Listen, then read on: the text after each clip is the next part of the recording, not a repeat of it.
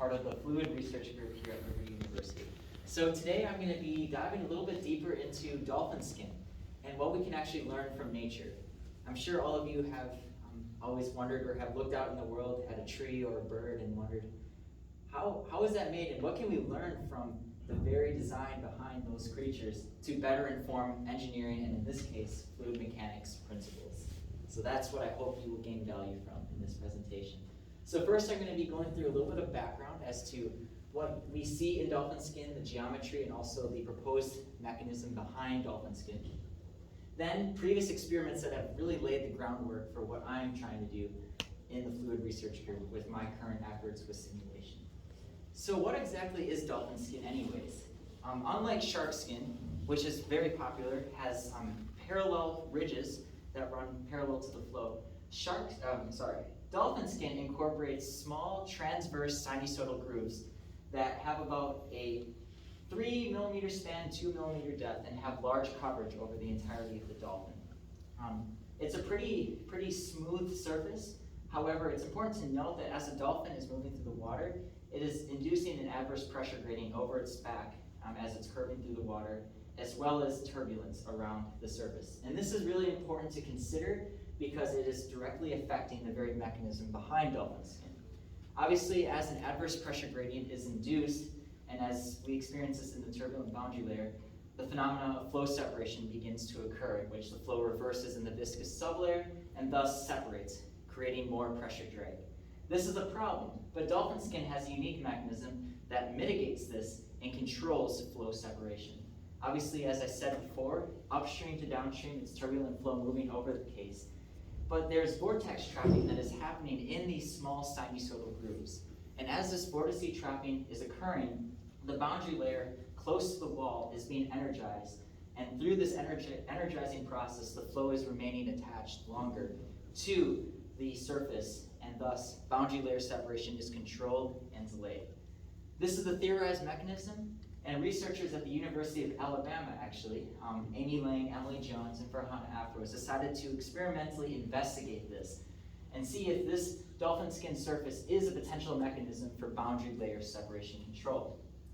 Their experiment consisted of 3 different setups. One, a control that incorporated no grooves, was a smooth surface, and then 2 separate target cases. One that incorporated rectangular grooves, and then a second one that incorporated sinusoidal grooves. This is the setup of their experiment. It was a flat plate with a turbulent trip before the removable test plate section that was being observed. Using VIB, they were able to track the velocity of the flow field as it was moving across these removable test plates. There is also a rotating cylinder that is positioned above this, which induced the adverse pressure gradient. And by rotating that cylinder at different speeds, you're able to increase or decrease the magnitude of that adverse pressure gradient. All 3 cases were first tested without this presence, and then all 3 cases were tested at 2 different adverse pressure gradient speeds at 3 different downstream locations. And ultimately, from this test, they were able to demonstrate that indeed sinusoidal grooves may demonstrate an optimal geometry for not only controlling the flow, but also reducing friction drag. There's a careful balance that you have to strike because having a very smooth surface that is very streamlined, yes, that will help to reduce the friction drag, but it will also promote boundary layer separation. So if you can incorporate a surface such as dolphin skin that can optimize both, this may be a potential mechanism for future applications on aquatic surfaces, whether it be on subs or drones or even other applications of things that are moving through the water that you need to decrease drag for. They specifically measured 3 different values of backflow coefficient, which revealed turbulent mixing in the boundary layer, the mean velocity, which demonstrated with the sinusoidal grooves that the surface conserved momentum much greater than the rectangular, and then finally the Reynolds stress, the maximum greater for the sinusoidal groove surfaces than the rectangular, showing yes, enhanced mixing is occurring close to the wall, and it's occurring much closer to the wall than the rectangular groove surface, which is what you are aspiring to have. And here are some plots from that research that is demonstrating with the red the sinusoidal groove of Reynolds stress versus plate length, and the vertical distance of the max Reynolds stress versus the plate length. So this is all really good, and this is important, and this experiment is one way to validate this proposed mechanism. However, future research has been wanting to be conducted with the Fluid Research Group on how we can develop and investigate using computational methods this very phenomenon and develop a predictive model to validate not only these experimental results, but have a baseline in which variables can be isolated and tested in order to perhaps optimize the geometry of this flow and improve from what we were able to learn before from the University of Alabama. And ultimately, the goal would be that this can help inform future research into the biomimetic principles of dolphin skin for proposed hydrodynamic applications. The simulation procedure is pretty straightforward. The first thing that needed to be conducted is I needed to model the upstream turbulent profiles based off of the data that we received from Lang et al. And her research team in Alabama. Then perform these simulations across a control case, the no skin, and the target cases, which is the skin case. On the left is a sample mesh of what the no skin control volume case looked like, and then on the right is the target case, and a zoom in shows where the sinusoidal grooves are positioned, and the circle is representing the cylinder, which will be rotating for the adverse pressure gradient. And ultimately, through this process, as we extract the data at the critical points that we're looking at, we can hopefully validate the turbulence parameters and extract the data for comparison. Like I said, a streamlined process, and as I was going through this, I was trying to make as much progress. Unfortunately, I did run into some challenges with the first step. So part of this presentation will also be kind of going through some of those challenges I faced and the testing that I had to go through in order to make my way in validating these cases. So for modeling the turbulent profiles, I followed a basic 4-step process. One, I needed to best fit the Lang data so I could actually program it and compile it for an inlet boundary condition as a user-defined function, which is just a fancy function that you can define in the Fluent program. You probably have all heard of it before. One thing I need to take note though is that from Lang et al., we only received y plus values that were greater than 8. So in the region from less than 8, I had to make some underlying assumptions. And since it is so close to the surface of the wall, at least for turbulent kinetic energy, I had to assume near 0. So this is an assumption that I will talk about a little bit later that comes into play with this research. But then once these are programmed and compiled, the next step would be to run the CFD, inserting K, epsilon, Reynolds stress specifications, extract that data, and then validate the simulation by overlaying the data with both the UDF fit that I programmed and also the data that we received from the University of Alabama. Here's a really baseline example of what of a fit that I did for right here. You can see just this is all the data plotted, and you just construct basic trend lines, and then using that you can program piecewise functions and UDFs to best correlate the trends that we're seeing here with the data. And then here's the page for the inlet boundary conditions. It's important to emphasize here that you can see for the W direction, there's not a UDF for that. We did not receive that data specifically from the research team, so we had to neglect that. However, in the future, as this research is continued, it would be wise to probably implement that to provide more depth to the simulation. But primarily, we're looking in the U and V directions for the Reynolds stress fluctuations. And then obviously UV, and then TKE and turbulent dissipation rate.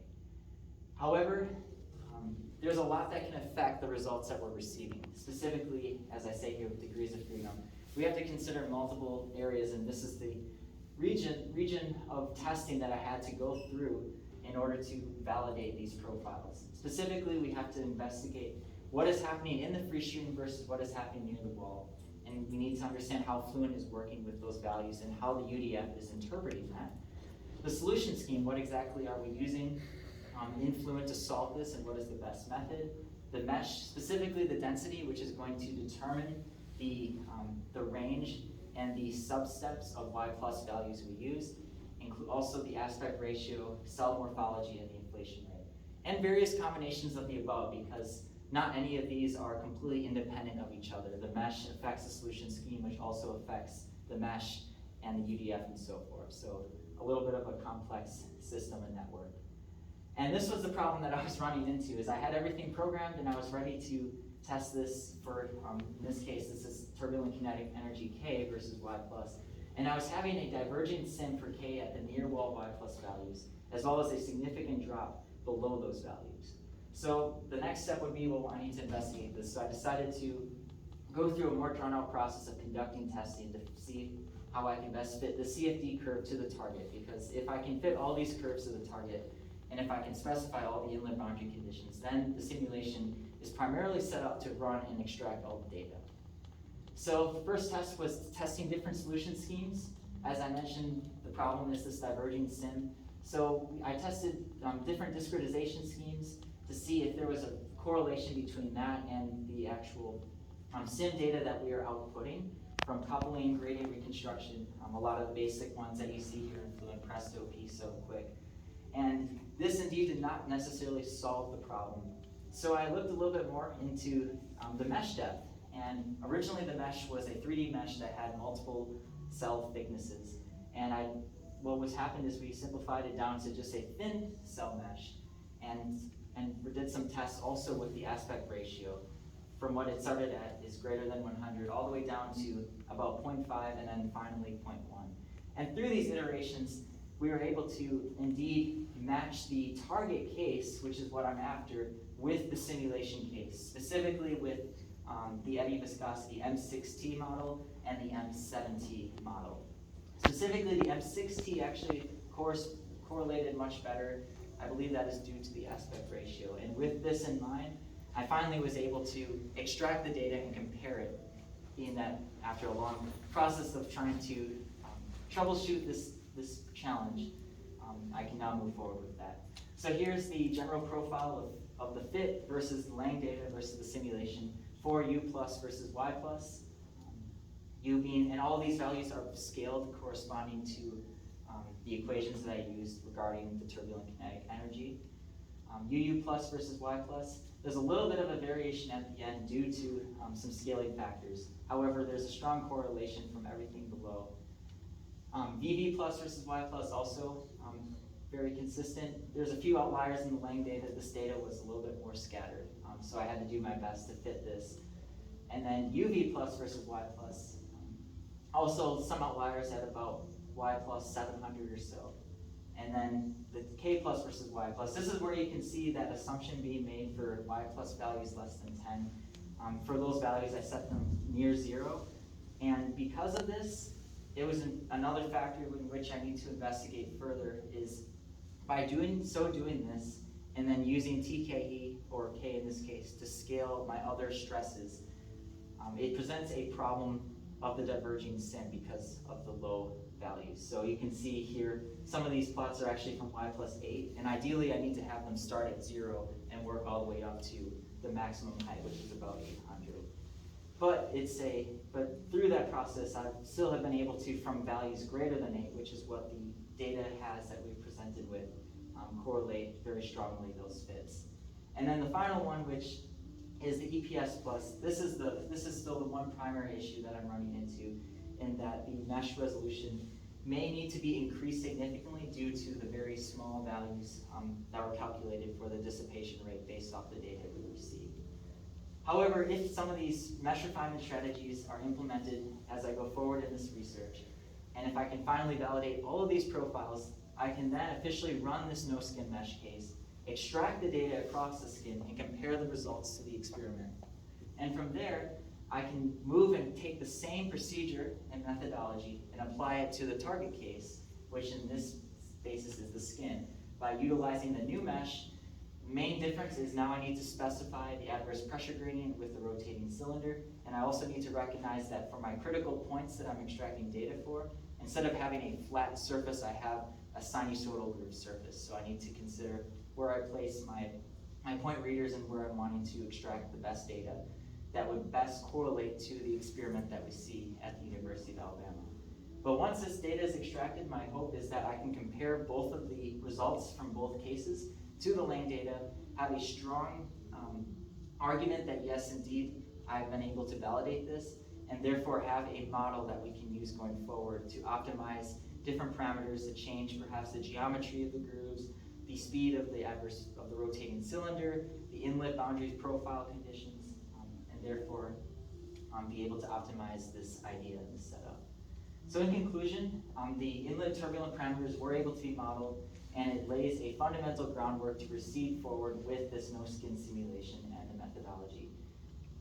And through this, the investigation of hydrodynamic applications can also be conducted at the same time, as I consider how perhaps this functional surface could be implemented in other unique areas and designs. Hopefully through this process, it has informed all of you that when you look outside, when you look at something, consider more deeply exactly how it works, because a lot of man's greatest inventions began by just looking outside at something else that was already there. And I believe that this research, as it continues to expand, regardless of whether it's in dolphin skin or maybe even something else that you experience as you go through your research, I believe it has much potential to inform the future of designs that we have. So I want to say thank you, specifically Dr. Strasser. He's been an excellent mentor to me, as he has taken me up and has taught me a lot of the fundamental principles of fluid mechanics, and has challenged me and trained me with Fluent and using this program, and introducing me to this new passion that I'm interested in exploring. And also another colleague, Kent, he's an undergraduate student, and he was able to help also with the mesh iteration parts of this research. But besides that, thank you so much, and I hope you enjoyed this presentation. And if you guys have any questions, I believe I have a few more minutes.